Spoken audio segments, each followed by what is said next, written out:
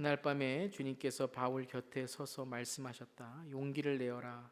내가 예루살렘에서 나의 일을 증언한 것과 같이 로마에서도 증언하여야 한다.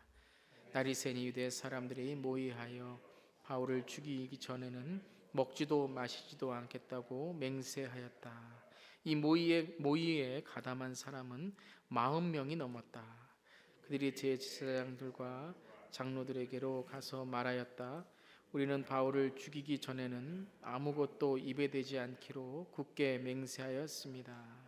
그러니 이제 여러분은 의회와 짜고서 바울에 관한 일을 좀 더 정확하게 알아보려는 척하면서 천부장에게 청원하여 바울을 여러분 앞에 끌어내어 오게 하십시오. 우리는 그가 이곳에 이르기 전에 그를 죽여버릴 준비를 다 해놓았습니다. 근데 바울의 누이의 아들이 이 음모를 듣고 서둘러 가서 병영으로 들어가 바울에게 그 사실을 일러 주었다. 그래서 바울은 백부장 가운데 한 사람을 불러놓고 말하였다. 이 청년을 천부장에게 인도해 주십시오. 그에게 전할 말이 있습니다. 백부장이 그를 데리고 천부장에게로 가서 말하였다. 죄수 바울이 나를 불러서 이 청년이 대장님께 드릴 말씀이 있다고 하면서 데려다 달라고 부탁해서 데려왔습니다. 천부장이 청년의 손을 잡고 아무도 없는 데로 데리고 가서 물어보았다. 내게 전할 말이 무엇이냐? 그가 대답하였다. 유대 사람들이 바울에 관해서 좀 더 정확하게 캐물어 보려는 척하면서 내일 그를 의회로 끌어내어 오게 해달라고 대장님께 청하기로 뜻을 모았습니다. 그러니 대장님은 그들의 말에 넘어가지 마십시오. 바울을 죽이기 전에는 먹지도 마시지도 않겠다고 맹세한 사람이 40명 난집 매복하여 바울을 기다리고 있습니다. 그들은 지금 준비를 다하고 대장님에게서 승낙이 내리기만을 기다리고 있습니다. 천부장은 그 청년에게 이 정보를 내게 제공하였다는 말을 아무에게도 하지 말아라 하고 당부한 뒤에 그를 돌려보냈다. 천부장이 백부장 두 사람을 불러서 명령하였다. 오늘 밤 9시에 가이사랴로 출발할 수 있도록 보병 200명과 기병 70명과 창병 200명을 준비하여라. 또 바울을 벨리스 총독에게로 무사히 호송할 수 있도록 그를 태울 짐승도 마련하여라. 그리고 천부장은 이렇게 편지를 썼다. 클라우디로 루시아는 삼과 총독 벨릭스 각하에게 문안드립니다. 이 사람은 유대 사람들에게 붙잡혀서 죽임을 당할 뻔하였습니다. 그런데 나는 그가 로마 시민인 것을 알고 군대를 거느리고 가서 그를 구해냈습니다.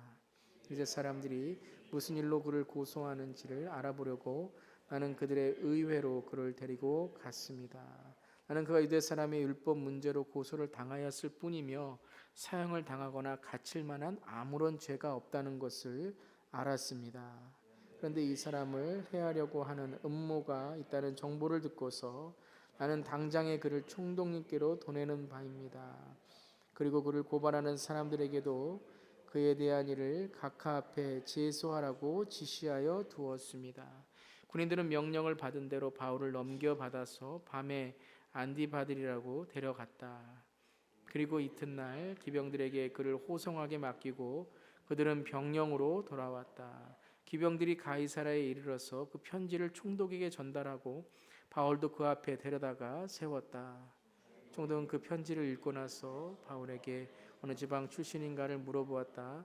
총독은 바울이 길리기아 출신인 것을 알고 우리 35절까지 읽었는데요. 같이 읽겠습니다.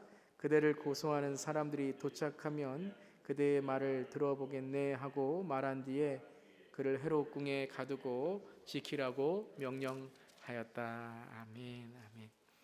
성경을 계속 읽다 보니까 35절까지 마지막 절까지 읽었습니다. 오늘은 사도행전 36번 시간 앞서 행하시는 하나님이란 제목으로 함께 말씀 나누기로 하겠습니다. 하나님 우리보다 앞서 행하시고 우리보다 먼저 모든 일을 이루시는 줄을 믿습니다.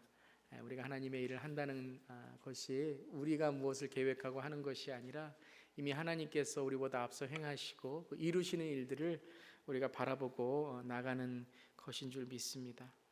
바울이 참 열심히 선교하고 참 목회하고 정말 평생을 바쳐서 주님의 일을 했습니다. 예수님을 핍박했던 때가 있었지만 그는 회심을 하고 정말 주님께 자기의 평생을 바쳐서 정말 주님만을 위해서 사명을 다해서 예루살렘까지 왔습니다. 참 그간 채찍과 환난과 역경을 다 이기고 이제 예루살렘에 와서 조금 이제 더 하나님께 주시는 전도와 사명을 이루려고 했는데 그는 여전히 채찍과 환난이 또 역경과 고난을 당하고 있습니다. 그 사도행전 이렇게 읽으면서 특별히 21장부터 28장은 제가 이렇게 한번 쭉 이렇게 읽어보면서 참 진행이 안 되는 것 같습니다. 그 20장까지는 그래도 1차, 2차, 3차 뭐 예루살렘에 오는 이야기들이 참 빠르게 진행이 됐거든요. 숨가쁘게 선교 사역 또 기적도 행하고 뭐 복음도 전하고 어떻게 보면 우리가 어떤 일을 할 때에 참 모든 일이 좀 어렵지만 역경이 있고 또 환란이 있지만 모든 일이 그래도 복음이 잘 전해지고 교회도 세워지고 모든 일이 잘 된다고 생각할 수 있죠. 근데 21장에 예루살렘 오고 나서부터 자꾸 이제 이야기가 이제 그곳에서 자꾸 머무는 느낌이 듭니다. 머무는 느낌이. 바울이 감옥에서 계속해서 변명하고 해명하고 설득하고 또 담대하게 나가고 이런 장면들이 계속 이제 진행이 됩니다. 23장도 그렇고 24장도 그렇고요. 이 가운데 저는 바울은 어떤 마음이 들었을까 한번 생각해 봤습니다. 무엇이 될 것 같기도 한데 자꾸 안 되는 것 같죠. 담대하게 유대인들한테 가서 당신들 정신 차리세요까지 얘기하면서 정말 그들 앞에서 담대하게도 얘기했지만 참 여전히 유대 사람들은 오늘 말씀에 나오지만 먹지도 마시지도 않은 맹세한 바울을 죽이려고 한 사람이 40명이나 된다고 합니다. 참 바울의 마음이 어떨까 우리가 한번 생각해 보면 좋겠습니다. 참 그저 예루살렘에 머물러 있는 지금 바울의 모습 어떻게 보면 참 답답할 수도 있고요, 억울할 수도 있고 하나님 왜 이렇게 일이 진행이 안 되고 사역이 진행이 안 됩니까? 또 로마에 가야 되는데 또 로마에 가는 일도 왜 자꾸 막힙니까? 라고 생각할 수 있을 것입니다. 가끔 뭐 중동이나 동남아시아나 이런 선교사님들의 이야기를 들으면 참 한 명을 전도하려고 뭐 10년 이상을 뭐 평생 이상을 이렇게 중동 땅에서 동남아시아에서 아프리카에서 이렇게 선교하다 오신 그런 선교사님의 이야기를 들을 때 선교사님이 그런 10년 동안 얼마나 어려운 일을 당하면서 그런 간증을 들을 때 가끔 그런 생각을 합니다. 나라면 그런 10년을 저렇게 있을 수 있을까? 내가 바울이라면 지금 이런 상황에서 어떤 마음이 들까라는 생각을 해보게 됩니다. 여러분이라면 어떻게 하셨을까요? 이런 상황 속에서 아마 뭐 1차 선교 여행 때 아마 돌아갔을 수도 있겠죠. 뭐 3차까지 안 가서도 이미 다 포기할 수도 있었겠죠. 요즘에 새벽기도에 요한계시록을 묵상하고 있고요. 7교회를 이제 오늘까지 라오디게아까지 함께 묵상했는데 그 서모나 교회에 여러분 아마 성지순례나 뭐 터키나 그리스나 이런 쪽에 가신 분들은 서모나 교회를 한번 다녀오신 분들 계실 겁니다. 그 서모나 교회를 가면요, 서모나 교회 천장에 그 폴리캅 목사님의 그 화형 당하시는 그 그림이 있다고 합니다. 이 폴리캅 목사님을 여러분 잘 들어보셨을 거예요. 사도 요한, 요한계시록을 쓴 사도 요한의 제자 중에 한 명이거든요. 서모나 교회, 여러분 서모나 교회 하면 죽도록 충성하라, 주님께 칭찬받은 교회 아닙니까? 또한 더 인내하라라고 하나님께서 정말 견뎌라라고 말씀하신 교회인데 그 156년 2월 2일에 이 폴리캅 목사님이 이제 순교하시는 그 장면을 그림으로 그린 것입니다. 그 로마 황제의 신상 앞에 참배를 해야만 했는데 폴리캅 목사님과 성도 11명이 그것을 하지 않았죠. 꼭 우리 일제시대에 신사참배하지 않았던 것과 똑같은 그러한 일이었습니다. 그래서 유대인들이 고발을 했어요. 폴리캅 목사님과 11명의 성도들을 고발해서 이제 그 서모나에 있던 총독 스타티우스라는 총독 앞에서 이제 폴리카 목사님이 서 계십니다. 근데 이 스타티우스라는 총독이 우리가 오늘 이제 벨릭스 총독도 나오지만요, 다음 시간에 나오지만요, 이 폴리카 목사님을 참 존경했습니다. 그래서 이렇게 이야기를 했대요. 당신을 죽이고 싶지 않다. 그러니까 한 번만 이야기하는 거죠. 내가 가이사가 내 주님이고, 가이사가 내 주님이고 나사렛 예수는 내 주님이 아니라고 한 번만 이야기하면 내가 풀어주겠다라는 거죠. 내가 당신을 너무 존경하니까 그냥 한 번만 모른다고 하시오. 그리고 그냥 목회 생활 하시오. 그랬다고 합니다. 그랬을 때 폴리카 목사님이 이렇게 대답했다고 하죠. 여러분도 한번 들어보셨을 거예요. 내가 86년 동안 살아오면서 한 번도 예수님이 나를 부인하신 적이 없는데, 나를 거절하신 적이 없는데, 내가 어떻게 지금 이 순간에 그 예수님을 부인할 수 있겠습니까? 이렇게 대답했다는 거예요. 이 은혜를 아는 자만이 이해할 수 있을 것 같아요. 한번 그게 거절하면 되지, 뭐 그냥 한번 모른다 그러면 되지, 뭐 그걸 목숨까지 바치면서 그럴까라고 생각할 수 있지만, 정말 예수님의 은혜, 정말 내가 지금 무엇을 위해 살아가는지 아는 그런 크리스찬이라면 이 폴리카 목사님의 이 고백이 너무 귀중할 것입니다. 바울의 고백도 그러지 않았나 생각합니다. 예루살렘에서 지금 감옥에 있을 때에 바울은 오로지 주님이 나에게 어떻게 하셨는지를, 주님이 나에게 어떤 분이신지를 기억하고 생각할 때에 자기에게 있는 어려움과 고난과 역경과 또 억울함을 이길 수 있었던 것입니다. 우리가 앞서 행하신 하나님, 오늘 제목을 이렇게 제가 묵상해 봤는데요. 앞서 행한다는 게 무엇일까요? 우리가 하나님이 우리보다 앞서 행하신다라는 것을 고백할 때에 주님이 앞서 행한다는 건 내 계획에 앞서서 하나님이 이루어 주신다는 뜻이 절대 아니죠. 내가 어떤 계획을 세웠는데 그 계획을 하나님께서 먼저 가셔서 내 계획을 형통하도록 잘 이루어 주도록 하신다는 의미가 아니죠. 앞서 행하신다는 것은 바로 나를 이끌어 가신다는 거죠. 내 삶 속에 하나님의 사명이 무엇인지 알려주신다는 거죠.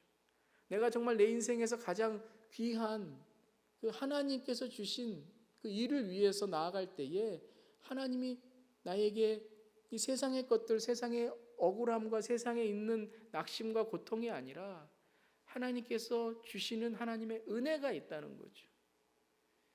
여러분, 이 시간 하나님이 저와 여러분에게 앞서 행하시는 이 은혜의 하나님, 또 앞서 행하시는 우리를 이끄시는 하나님이 되시기를 주님의 이름으로 축원합니다. 근데 우리가 그런 것을 믿고 우리가 따르지만 때로는 어렵죠. 여러분, 신앙생활 하시는 거 쉽지 않으시죠. 수요일에 나올 때도 여러분 오늘 저녁에도 이렇게 쉽지 않으신 분도 있으셨을 거예요. 몸이 피곤하다든가 오늘 좀 마음의 어려움이 있다거나, 오늘도 찬양하면서 정말 내 안에 그리스도라고, 내가 죽음이 유익이라고 했지만 하나님 죽기 싫어요. 하나님, 예수님 별로 내 삶에 영향이 되지 않는 것 같아요. 네, 억울해요. 낙심이 있어요. 실망해요. 포기하고 싶어요. 라는 그런 마음이 드시는 분도 있을 것입니다. 바울이라고 그렇지 않았겠습니까? 바울이라고 억울하지 않았겠습니까? 바울이라고 낙심되지 않았겠습니까? 바울이라고 지금 이 상황 속에서 참 마음이 우울하지 않았겠습니까? 그랬을 거예요. 그랬을 겁니다. 그랬을 거예요. 근데 바울은 그것을 이겼다는 거예요. 바울은 그것을 이길 힘이 있었다는 거예요. 오늘 앞서 행하신 하나님, 우리 제목을 함께 나누면서 내 계획을 앞서 행하시는 것이 아니라 어떻게 우리가 내 앞에 가시는 주님을 끝까지 따라갈 수 있을까? 우리 바울이 오늘 23장 11절부터 30절까지의 나오는 내용을 통하여 여러분이 지금 현재 하나님이 보이지 않고, 하나님이 지금 어디로 가시는지 보이지 않고, 내 마음이 정말 우울하고, 정말 내가 신앙생활 하는데 캄캄한 것 같고, 앞이 보이지 않는 것 같고, 그런 마음이 있으시다면 오늘 함께 이 말씀을 나누면서 하나님이 보이시기를 주님의 이름으로 축원합니다. 우리 앞에 계신 하나님이 보이시기를 바라요. 앞에 계신 하나님. 앞에 계신 하나님 보이면 따라가면 되는 거예요. 예. 어떻게 바울은 앞에 계신 그 주님을 보고 이런 감옥에서 또 채찍질과 어려움 속에서 그 주님의 발길을 따라갈 수 있었을까? 오늘 세 가지를 통하여 함께 나눕니다. 오늘 이 세 가지는요, 성경을 쭉 여러분 한번 뭐 이렇게 전체적으로 통독하신 분들, 또 전체적인 성경의 맥, 성경의 그 흐름을 보신 분들은 성경에 나온 인물들이 낙심과 어려움이 있을 때 하나님이 이 방법을 통해서 위로하시고 세워주시는 거예요. 또한 여러분들이 어려움에 있을 때 하나님이 이 방법으로 여러분 세워주실 줄 믿습니다. 첫 번째는 뭐냐면요, 임마누엘의 하나님, 주님은 언제나 우리의 곁에 함께 하신다고 약속하십니다 라는 거예요. 주님은 언제나 여러분, 우리가 낙심이 있고 어려움이 있고 우리의 삶 속에 외로울 때에 주님은 항상 이렇게 말씀하십니다. 내가 너와 함께한다. 내가 너와 함께한다. 예. 모세가 출애굽하면서 정말 어려울 때에도 내가 너와 함께한다 말씀하셨죠. 광야에서 정말 먹을 것이 없고 광야에서 외롭고 춥고 할 때도 구름 기둥과 불 기둥으로 내가 너와 함께한다고 말씀하셨죠. 여호수아가 모세가 죽어서 지금 앞이 캄캄해요.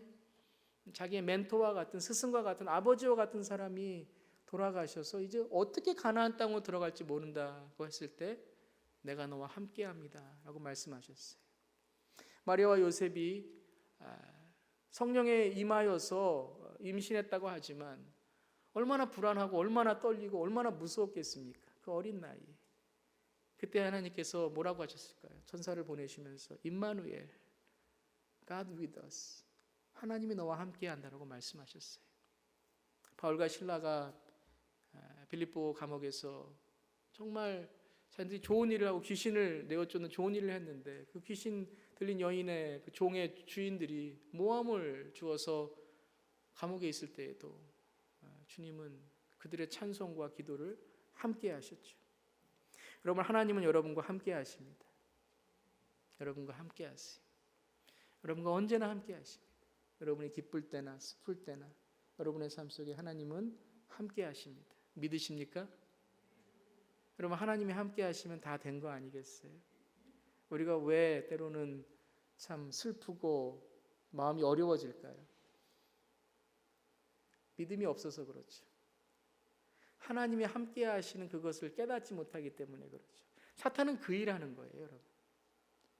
사탄은 그 일하는 거예요. 하나님이 나와 함께 하는 걸 까먹게 만드는 거예요. 여러분, 어린아이가 언제 가장 불안합니까? 부모가 어디 있는지 모를 때 가장 불안하죠. 근데 부모가 함께 있다는 것을 알면 그때부터는 다 자신이 있어요. 큰 소리 내고요. 큰 소리로 울고요. 우리도 여러분, 하나님이 우리와 함께 하신 그 하나님의 약속을 우리가 잊지 않고 그것을 꼭 붙들고 있으면요, 오늘 어떤 어려움이나 역경이나 슬픔이나 때로는 세상에 우리에게 있는 실망까지도 우리의 삶에 이겨나갈 수 있습니다. 하나님 여러분과 함께 하십니다. 근데 여러분, 하나님과 함께 하신다고 생각했던 바울이 있는가 하면 유대인들은요, 그 바울을 죽이려고 했습니다. 사도행전 23장 12절 13절 보면요, 참 대단한 사람들이에요. 나리새니라고 나오는 건 뭐예요? 밤새 안 자고 바울 죽이려는 음모를 꾸몄다는 거예요. 나리새니, 철야기도 한 것도 아니고요, 날이 셀 동안 유대 사람들이 모의하여서 바울을 죽이기 전에는 먹지도 마시지도 않겠다고 맹세한 이 모의에 가담한 사람이 40명이나 된다고 합니다. 대단하죠, 여러분? 대단한 열심입니다. 유대 사람들의 열심, 우리가 뭐 사도행전 계속 보면서 알아줘야 되죠. 뭐까지 했습니까? 맹세까지. 여러분, 유대인들에게 이 맹세라는 단어는 크리드라는 단어, 우리가 아폴로스 크리드라는 단어, 이 맹세라는 단어는요, 심장을 내어준다라는 거예요. 바울이 죽기 전에는요, 자신들은 먹지도 마시지도 않고 내 목숨을 바쳐서 바울을 죽이겠다고 한 사람들입니다. 대단한 거죠. 하나님이 함께하는 인생이 아니라 이건 완전 사탄이 함께하는 인생이에요. 여러분, 누구를 죽이려고 먹지도 않고 마시지도 않는 그런 여러분 인생이 어디에 있습니까? 어떤 40명이 모였어요. 모의를 하는데 어떤 여러분, 천부장까지도 이 사람은 죄가 없다. 이 사람은 그냥 어떤 종교적으로 또 서로 이렇게 반대되는 그러한 신앙을 가지고 있을 뿐이지 어떤 죄를 짓고 어떤 법을 어긴 사람은 아니다. 천부장까지도 그렇게 계속 유대인들에게 얘기하고 설득했지 않았습니까? 근데 그 얘기가 들리지 않아요. 여러분, 하나님이 이렇게 떠나시고 하나님이 없는 삶을 살면요, 이렇게 사람이 이렇게 악해지는 겁니다. 양심까지도 여러분, 양심까지도 이거는 완전히 여러분 화인맞은, 어떻게 사람을 죽이려고 하는 음모를 꾸밉니까? 사도행전 23장 1절에 바울이 유대인들에게 이런 말을 했습니다. 동포 여러분, 나는 이날까지 하나님 앞에서 오로지 바른 양심을 가지고 살아왔습니다. 여러분도 우리가 하나님이 여러분과 함께 하십니다 그러면 아멘 하셨죠? 하나님과 여러분과 함께 하십니다, 우리는 아멘을 해요. 그런데 때로는 우리의 삶 속에서 하나님이 나와 함께 하시는 것처럼 살아가지 않은 적이 얼마나 많이 있습니까? 여러분, 바울이 하나님과 나와 함께 하신다는 그 믿음을 가진 것은 바로 이 고백입니다. 하나님 앞에서 내 양심을 지켰다는 거예요. 우리는 말로는 하나님과 함께 한다고 하면서요, 우리의 마음으로는 온갖 더러운 것들, 온갖 하나님이 싫어하는 것들 얼마나 많이 품는지 몰라요. 근데 한번 가만히 생각해 보세요. 하나님이 나와 함께 하신다면 내가 이런 마음, 이런 생각, 이런 말을 할 수 있고 품을 수 있는가? 절대 못하죠. If God's present right now here, how can you say that? How can you think that? How can you act like that? 하나님께서 나와 함께 하신다면, 하나님이 지금 나와 함께 하신다면 어떻게 내가 그 말을 하고 그 생각을 하고 어떻게 그 양심으로 그러한 일을 할 수 있겠습니까? 그러니까 우리가 여러분 한 방향으로만 우리가 믿음을 고백하지 말고요, 하나님이 나와 함께 하십니다, 아멘. 그러니까 하나님은 내가 생각하는 거 뭐든지 다 함께 하신다. 근데 여러분, 그 생각과 그 양심과 그 말과 그 행동이 정말 하나님이 함께 하신다면 무섭지 않으세요? Do you have fear in God? 하나님 무섭지 않으세요? 지혜의 근본은 하나님을 경외하는 거라고 하지 않았습니까? 여러분, 저는 이 고백이 너무 귀한 거예요. 바른 양심을 가지고 있다는 그 자체만으로도 하나님이 함께 하시는 믿음을 증거한다는 것이죠. 여러분, 우리 특별히 크리스찬들이 바른 양심을 갖고 살아가기를 주님의 이름으로 부탁드리고 축원합니다. 상식적인 일들, 정말 사람들이 이것은 양심적이라는 일들, 먼저 우리가 그것을 사람 앞이 아니라 하나님 앞에 지키는 사람이 돼야 돼요. 바울이 담대할 수 있었던 이유는 딱 이것입니다. 하나님 앞에, 사람 앞에 부끄럽지 않았다는 거예요. 크리스찬들이 왜 부끄럽습니까? 우리 양심대로 살지 않은 적 얼마나 많이 있습니까? 양심대로 사업하지 않고요. 여러분, 우리 크리스찬들은 양심을 뛰어넘어 신앙이잖아요. 그런데 여러분, 우리의 양심마저도 하나님 앞에, 사람 앞에 부끄러우니까요, 이제는 내가 크리스찬이라는 것을 아무에게도 알리지 말라, 그런 신앙이 됐어요. 제가 좀 많이 말씀드려서 죄송하지만 신방을 가서, 저희 교회는 아닙니다, 어떤 목사님에게 들은 말씀입니다. 저희 교회는 절대 아니고요. 신방을 가서 장로님 그러면 거기 종업원들이 그런데요, 우리 사장님이 장로님이셨어요? 우리 사장님 교회 다니세요? 이런데요. 무슨 말입니까? 평소에 크리스찬, 양심적으로 살지 않았다는 거라는 거죠. 바울이 담대하게 증거할 수 있고 담대하게 복음을 전할 수 있었던 일은 바로 바른 양심, 바른 신앙, 바른 삶의 모습이 있었기 때문입니다. 하나님과 함께 하시는, 하나님이 함께 하시는 신앙, 우리가 아멘 했다면 우리가 어디 있든지 간에, 기쁘든 슬프든 우리에게 어떤 일이 있든지 간에, 지금 죽음 앞에 있을지라도 하나님이 함께하는 신앙으로 살아가야 된다는 거예요. 사도행전 23장 21절에 그래서 낙심과 어려움이 있을 때 오늘 보면 정말 위로가 되는 말씀이죠. 그날 밤에 우리 함께 한번 읽어보겠습니다. 23장 11절 우리 교재에도 나와 있죠. 시작. 그날 밤에 주님께서 바울 곁에 서서 말씀하셨다.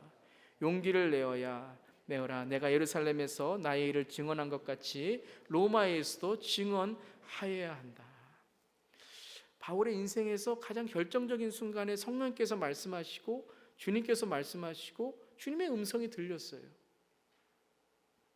근데 오늘 말씀에 보면요, 너무 참 부럽고 감동적인 게 뭐냐면요, 바울 곁에 서서, 그러니까 바울의 삶은 항상 하나님 곁에 서 있다는 거죠.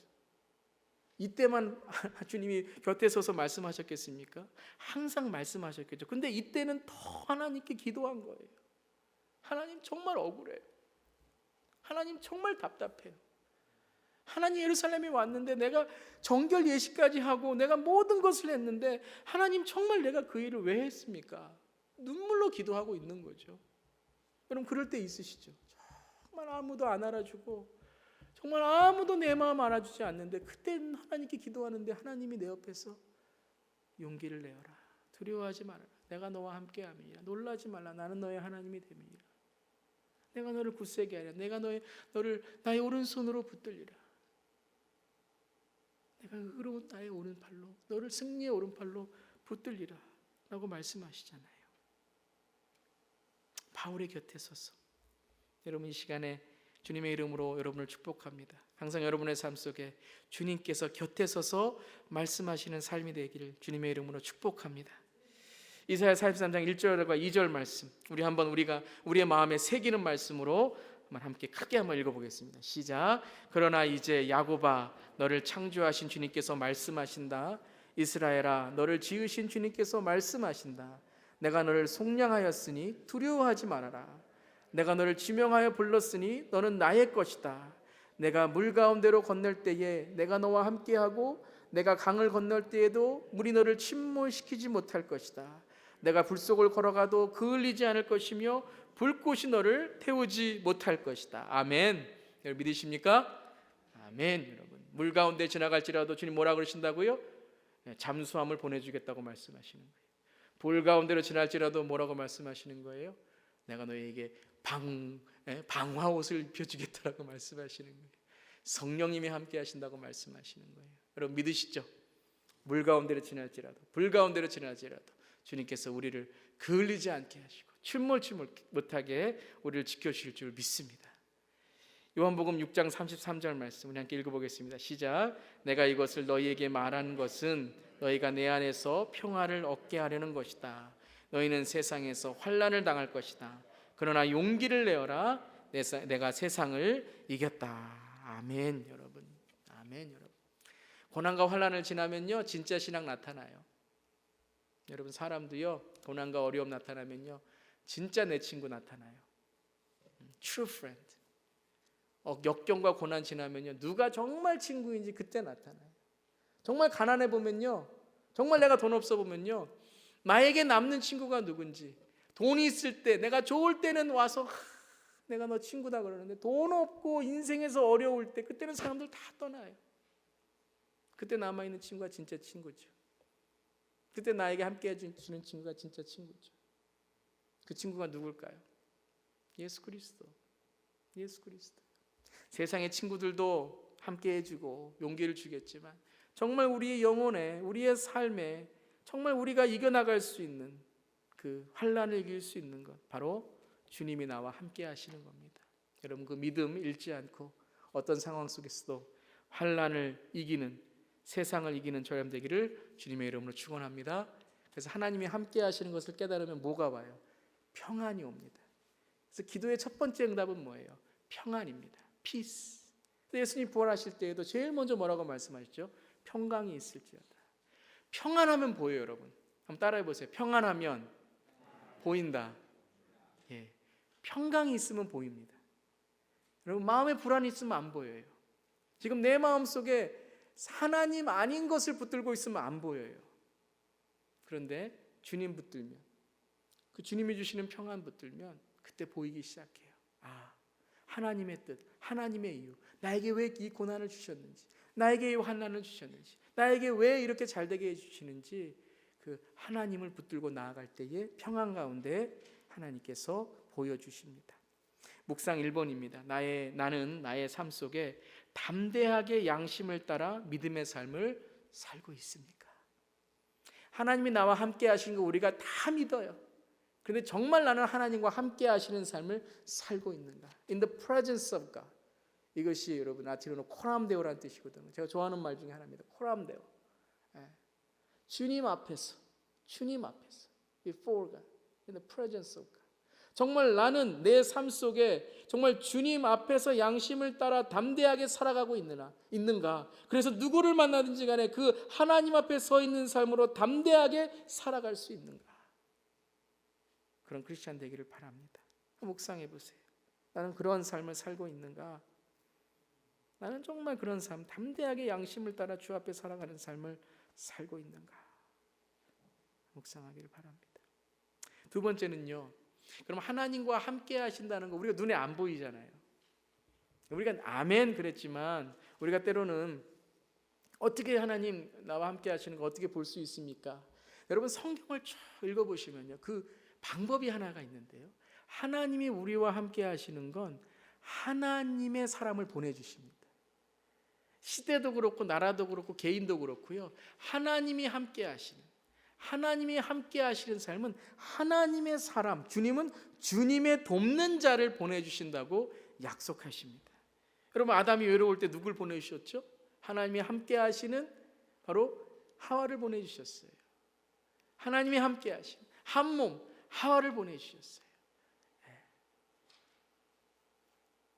여러분 우리의 삶 속에 하나님께서는요, 하나님이 함께 하시는 걸 어떻게 보여주시는가? 하나님의 사람을 우리에게 보내주시며 하나님께서 우리와 함께 하심을 우리에게 나타내 주십니다. 엘리야는 엘리사를, 다윗은 요나단을, 여러분 바울은 실라를, 바울은 아굴라와 브리스길라를 보내주시는 거예요. 디모데를 보내주시는 거예요. 모세에겐 여호수아를 보내주시는 거예요. 여호수아와 갈렙을 보내주시는 거예요. 그렇게 여러분 돕는 사람들을 보내주십니다. 다윗도 정말 광야에서 하나님의 사람들을 보내주셨고요. 그렇듯 우리가 어렵고 고난이 있을 때 하나님은 꼭 하나님의 사람을 보내주십니다. 하나님의 돕는 자를 보내주십니다. 여러분들 중요한 것이 있습니다. 그 사람을 거절하면 안 돼요. 때로는 하나님의 사람을 통해서 하나님의 말씀을 전해주세요. 근데 때로는 그게 내 마음을 찌르는 말씀일 수도 있어요. 찌르는 말씀이 있어요. 그게 예언자고 선지자죠. 그때는 예언자와 선지자를 보내주셨어요. 그 말씀을 듣고 그 예언과 선지의 하나님의 말씀에 회개하고 나라를 위해서 눈물을 흘리고 했던 이스라엘 민족은 뭐라 그랬습니까? remnant, 남은 자, 구루터기라 그랬습니다. 하나님의 사람을 돕는 자를 보내주시고 또한 하나님의 사람을 남겨두시는 거예요. 남겨두신다 그랬어요. 오늘 말씀에서도요, 바울을 돕는 사람을 보내주십니다. 어떻게 하나님이 그 유대인들의 그룹 사이에, 그 40명과 함께 있었던 그 유대인들 사이에 바울의 누이의 아들인 생질이라 그러죠. 누이의 아들을 거기다가 어떻게 집어넣으실 수가 있습니까? 우연이라고요? 우연도 한두 번이죠. 바울 곳곳에서 어려움이 있을 때마다 하나님의 사람을 보내주시잖아요. 근데 바울은 그것을 분별할 수 있습니다. 여러분 하나님의 사람을 분별하실 수 있어야 돼요. 여러분 하나님의 말씀을 분별할 수 있어야 돼요. 세상의 말들만 들리면 안 된다는 거죠. 사도행전 23장 16절에 이렇게 죽이려고 하고 음모를 꾸미는 곳에 바울의 누이의 아들이 이 음모를 듣고 서둘러 가서 병영으로 들어가 바울에게 그 사실을 알려줍니다. 바울이 그 사실을 듣고 천부장에 가서 알리라고 합니다. 천부장이 그 말을 듣고 사도행전 23장 29절 30절에 나는 그가 유대 사람의 율법 문제로 고소를 당했을 뿐이며 사형을 당하거나 갇힐 만한 아무런 죄가 없다는 것을 알았습니다. 그런데 이 사람을 해하려고 음모가 있다는 정보를 듣고서 나는 당장에 그를 총독님께로 보내는 바입니다. 그랬어요. 여러분 어떻게 이런 천부장을 만날 수가 있어요? 이런 군대 대장을 만날 수가 있어요? 여러분 사람 한번 잘못 만나면 바울은 죽었을 거예요. 돈 좋아하고 권력 좋아하고 유대인들에게 아첨 좋아하고 아부 좋아하는 그러한 세상에 귀발된 사람이 천부장이었다면 바울은 이미 죽었을 거예요. 우리 아저씨가 바울 이게 아니라 유대인들 그러한 혈연 지연 그러한 유대인들의 학벌 이런 거 좋아했던 그 조카 생질이었다면 바울은 이미 죽었을 거예요. 근데 하나님은요, 하나님의 사람들을 곳곳에 하나님이 보내주시고 남겨두셨다는 거예요. 여러분, 여러분에게도 하나님의 사람, 하나님의 돕는 자가 있는 줄 믿습니다. 가정 안에도 교회 안에도 하나님 보내신 돕는 자가 있을 줄 믿습니다. Where are they? 어디에 있을까요? 교재만 보지 마시고 옆을 한번 보시기 바랍니다. 교재만 보지 마시고요, 옆을 한번 보세요. 한번 옆 사람에게 우리 인사하겠습니다. 당신이 하나님이 보낸 사람입니다. 별로 믿고 싶지 않은 것 같아요. 근데 날 이렇게 어렵게 만들어 그렇게 좀 어렵게 만들어도 이거 들어야 됩니다. 여러분, 잔소리 아니고요. 잘 되라고 하는 말인 줄 믿습니다. 아멘 하는 분만 축복받을 줄 믿습니다. 고린도서 10장 13절 말씀이 있는데요, 저는 이 말씀을 들을 때마다 하나님께서 피할 길을 어떻게 주시냐면요, 지금 가는 길에서 도망가라는 말씀이 아니고요, 저는 이 말씀을 들을 때마다 하나님의 사람을 보내주시겠다는 약속으로 들려요. 우리 한번 읽어보겠습니다. 고린도서 10장 13절 시작. 여러분은 사람이 흔히 겪는 시련밖에 다른 시련을 당한 적이 없습니다. 하나님은 신실하십니다. 여러분이 감당할 수 있는 능력 이상으로 시련을 겪는 것을 하나님은 허락하지 않으십니다. 하나님께서는 시련과 함께 그것을 벗어날 길도 마련해 주셔서 여러분이 그 시련을 견디어낼 수 있게 해 주십니다. 아멘. 저는 저의 인생을 살아갈 때, 또 성경에 있는 어려움을 당하고 역경을 당한 사람의 인생을 바라볼 때에 그 벗어날 길, 그 길 가운데 피할 길을 저는 하나님의 사람이라고 생각하고 싶습니다. 하나님은 그 길 속에 하나님의 사람을 보내주셔서 그 길 가운데 어려움과 고통에 집중하는 것이 아니라 위로와 하나님의 사랑을 깨닫게 하셔서 그 길을 끝까지 가게 하시는 겁니다. 여러분, 지금 어려운 길을 가고 계십니까? 역경의 길을 가고 계십니까? 이 길이 진짜인가? 이 길이 하나님의 길인가? 라고 여러분 의심하고 계십니까? 하나님께서 여러분에게 하나님의 사람을 보내주셔서 그 길 가운데 하나님께서 주시는 사명과 소명과 그리고 하나님의 놀라운 능력이 함께 하시기를 주님의 이름으로 축원합니다. 하나님, 이렇게 기도하세요. 하나님, 하나님의 사람을 보내주세요. 하나님의 사람들을 보내주세요. 그리고 하나님의 사람 보내주셨을 때 그 하나님의 사람을 분별할 수 있는 그런 하나님 눈을 주시옵소서. 그래서 하나님 함께 이 길을 갈 수 있는 사람이 되게 하여 주시옵소서. 여러분, 하나님의 동력자를 분별하는 방법 중에 하나는요, 내가 하나님의 사람이 되면 됩니다. 내가 하나님의 사람이 되면 돼요. 내가 하나님의 사람을 기대하는 것뿐만 아니라 내가 하나님의 사람이 되면 하나님께서 그런 사람들을 만나게 해주시는 겁니다. 묵상 두 번째입니다. 나는 사람들에게, 우리 주위에 주님의 동역자, 주님의 사람이 되고 있는가? 나는 사람들에게 주님의 동역자로서 하나님의 사랑을 전하고 있는가? 여러분, 바울에게 어떻게 이렇게 하나님의 사람들을 많이 만날 수 있었을까요? 바울이 하나님의 사람이었기 때문이죠. 바울이 만난 사람 중에 부족한 사람도 많이 있었습니다. 어린 사람도 많이 있었습니다. 그런데 항상 바울은 어땠습니까? 그들에게 Man of God, Woman of God, You're God's people. 항상 디모데에게도 그러고, 네? 여러분 오네시모라고 아시죠? 그 종이었던 사람을 하나님의 사람으로 만들고, 여러분 바울이 대단한 사람이에요. 바울은 하나님의 사람을 만나게 해달라고 기도한 뿐만 아니라 하나님의 사람을 만드는 사람이었어요. 하나님의 사람을 키우는 사람이었어요. 제 기도가 그겁니다. 하나님의 사람을 정말 키울 수 있고 양육할 수 있는 우리 교회 하나님의 사람, 하나님의 제자들, 예수의 제자가 하나님 배출되고 양육되어서 우리 교회의 2세들이 정말 하나님의 사람으로, 선교사로, 또 하나님 평신도 선교사로 각자의 자리에서 하나님이 이끄시는 사람으로 양육되게 하여 주시옵소서. 그런 꿈을 꾸고 특별히 우리 2세들을 위해서 기도하는 소량되기를 주님의 이름으로 축원합니다. 아멘. 우리 마지막으로 세 번째는요, 주님은 끝까지 주님의 사명을 다하게 하신다고 약속하십니다. 그냥 내보내서 하라고 말씀하신 것이 아니라 하나님은 하나님의 사명을 끝까지 내가 만들어 가겠다라고 말씀하십니다. 그러니까 하나님이 여러분 관심을 두는 것은 어떤 일이나 사역이나 어떤 결과가 아니라 나와 함께 하고 있느냐, 나와 함께 지금 하고 있느냐, 나를 꼭 붙들라라는 것이죠. 주님은 끝까지 주님의 사명을 다하게 하신다고 약속하십니다. 그래서 하나님만 바라보게 만드시는 거예요. 이사야 43장 20절부터 21절 말씀 함께 읽어보겠습니다. 시작. 내가 택한 내 백성에게 물을 마시게 하려고 광야에 물을 대고 사막에 강을 내었기 때문이다. 이 백성은 나를 위하라고 내가 지은 백성이다. 그들이 나를 찬양할 것이다. 왜 찬양해요? 하나님이 놀라운 은혜를 부어주신다는 거예요. 너희의 사명, 너희가 광야를 지날 때에 물을 대고 사막에 강을 낼 것이다. 그러니까는 우리가 할 일은 뭐예요? 하나님을 찬양하라는 거예요. 하나님을 찬양하라는 거. 걱정 근심하지 말고 하나님을 찬양하라는 거예요. 하나님을 찬양할 때 무슨 일들이 일어나요? 하나님의 찬양으로 광야에 물이 되고 사막에 강을 내는 그 기적을 보게 될 것이라는 거예요.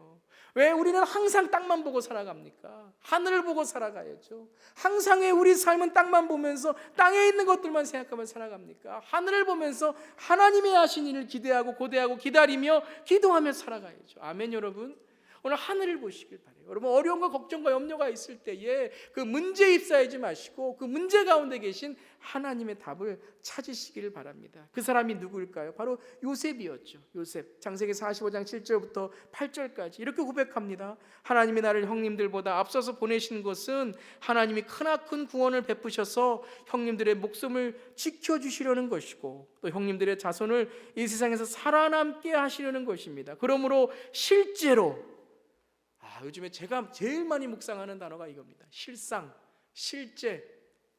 요한계시록도 여러분 7교회를 쫙 묵상하다 보면요, 실상을 봐라. 내 행위를 내가 안다. 제발 사탄에게 사기당하지 마라. 교회여 사기당하지 마라. 사기치는 사탄에게 안약을 발라서 눈 좀 떠라 라고 말씀하죠. 그 행위가 뭐예요? 행위가 실상입니다. 실상. 여러분, 우리가 실상을 봐야 돼요. 믿음의 실상을 바라봐야 돼요. 요즘 제가 가장 많이 묵상하는 하나님 실상 바라보게 해주세요. 우리 교회 실상 바라보게, 제 믿음 실상 바라보게 해주세요. 제 기도에 실상 바라보게 해주세요. 제가 원하는 거 보지 않게 하시고 하나님이 보여주시는 실상 보게 하여 주시옵소서. 여러분이 기도하면서 우리가 신앙생활하면서요, 우리는 너무 내가 원하는 거 보려고 하는 경우가 너무 많이 있어요. 하나님이 보여주시는 거 봐야 돼요. 그게 행위입니다. 그게 행동이고 실천입니다. 하나님이 보여주시는 것, 그것을 우리가 하는 거죠. 양심이고 정직이고 우리가 의의 삶을 살아가는 거죠. 실제로 나를 이리로 보낸 것은 요셉의 실상을 본 거예요. 믿음의 실상을 본 거예요.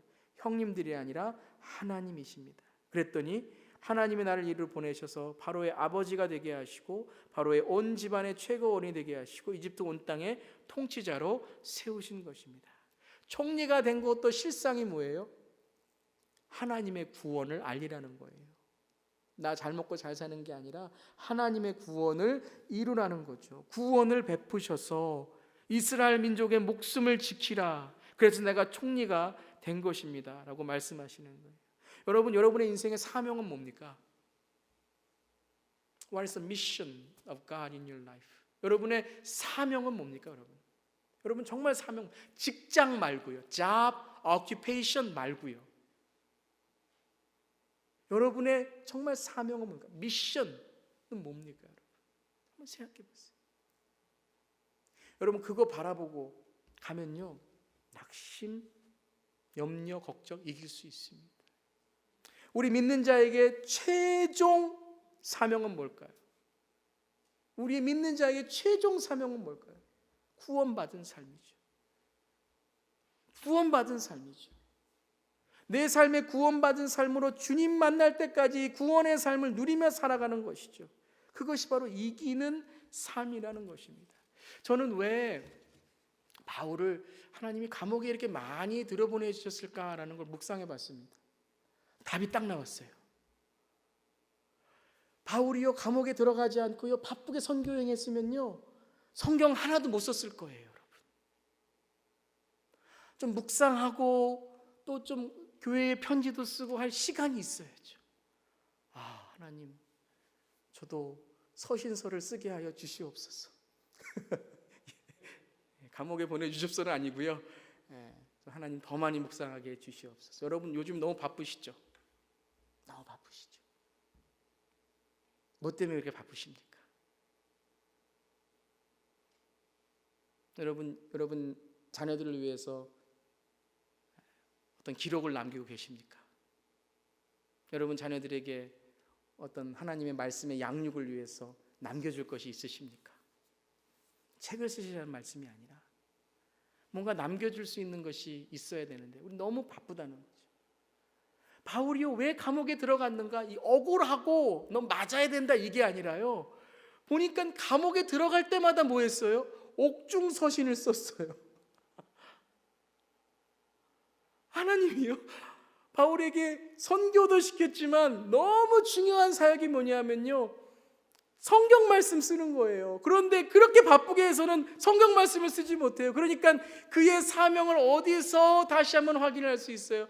감옥에서. 여러분 뭐 훌륭한 분들 보면 감옥에 들어가셔서 인생이 바뀌어서 정말 위대한 일 하시는 분들 많이 있잖아요. 여러분 꼭 감옥이 이런 뭐 막혀 있는 어떤 우리의 범죄자들이 들어가는 감옥이 아니라 여러분 고난과 역경 지금 여러분의 감옥일 수 있습니다. 여러분 지금 여러분의 마음에 그 답답한 그 상처 입은 사람 그 감옥일 수 있습니다. 지금 여러분의 삶 속에 정말 지금 어떠한 경제적인 어떠한 여러분의 심적인 아니면 신앙적인 어려움들 감옥이 될 수 있어요. 근데 감옥에서 여러분 어떤 사람들은 복수를 어떤 사람은 죽이려고 유대인들처럼 먹지도 않고 마시지도 않고 결사대를 만들어서 하는 사람이 있는가 하면 어떤 사람은 감옥에서 하나님을 만나서 하나님의 위대한 성경을 쓰는 사도행전 29장의 삶을 살아가는 사람이 있다는 겁니다. 여러분 오늘 그 감옥에서 뭐 하고 계십니까? 우리는 모두 인생의 감옥들이 있습니다. 모두 감옥들이 있어요. 그 감옥에서 여러분 그 우울함에서 여러분 그 슬픔에서 여러분 그 미움과 여러분의 마음에 있는 그 안타까움 속에서 여러분은 무엇을 하십니까? 이만 갈고 탈출할 것만 생각하십니까? 아니면 하나님의 말씀을 쓰십니까? 반모섬에서 감옥이에요. 반모섬이 유배당했잖아요. 반모섬에서 사도 요한은 뭐 했습니까? 요한계시록을 썼습니다. 하나님 환상을 보여주셨어요. 뭐에 집중했죠? 여러분 1장부터 5장까지 딱 보면 하늘이 열리는 방법이 딱 나옵니다. 예수, 교회, 예배, 말씀, 그리고 믿음. 집중하면요 하늘이 열려요. 감옥에서 예수, 교회 가는 것만이 아니라 내가 있는 이곳도 교회를 만드는 교회, 그리고 예배, 말씀, 그리고 마지막에 내가 믿음을 보리라 하신 그 믿음. 그때 하늘이 열려서 감옥에서 성경을 쓰게 됩니다. 요한계시록 3장 21절 우리 마지막으로 읽겠습니다. 시작.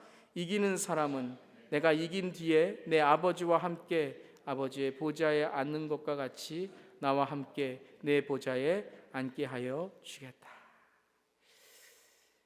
함께라는 말 나오죠. 여러분 죽음 앞에 있을 때에도 예수 재림에 있을 때에도 임마누엘의 주님과 함께 하시는 저렴 되기를 주님의 이름으로 축원합니다. 마지막 묵상, 광야에 물을 대시고 사막에 강을 내시는 주님을 나는 끝까지 믿고 따라가고 있습니까? 저희 어머니께서 이런 말씀을 자주 하셨어요. 제가 멀미를 예전에 좀 많이 했습니다. 차만 타면 멀미를 했어요. 예전엔 버스만 타면 멀미를 했습니다. 항상 하시는 말씀이 형주야 멀리 봐라. 멀리 봐라. 멀리 봤더니요 멀미가 없어지기 시작해요. 여러분의 인생에 지금 멀미가 있으십니까? 지금 앞에 있는 어떤 어려움과 역경 때문에 멀미가 있으십니까? 멀리 하나님의 주신 사명, 멀리 주님이 나에게 주신 하나님의 은혜에 또한 멀리, 여러분 제가 이런 말씀드리면 좀 그렇지만 우리 어르신들 계시지만 지나가면 아무것도 아닙니다. 인생 영혼을 위해서 준비하시길 바랍니다. 짧은 7, 80년의 인생 사지 마시고요, 영혼을 위해 준비하며 영혼을 위해 살아가는 저렴 되기를 주님의 이름으로 축원합니다. 한번 기도하겠습니다. 이 시간 기도할 때에 나의 가는 길 주님 인도하시네, 그는 보이지 않아도 날 위해 일하시네, 이 믿음을 갖고 우리가 살아가길 원합니다. 여러분 하나님과 함께 하심을 믿으시죠? 그럼 내가 하나님과 함께하는 신앙을 우리 살기를 원합니다. 나는 내 삶 속에 담대하게 양심을 따라 믿음으로 살고 있는가? 나는 주님의 돕는 사람으로 살고 있는가?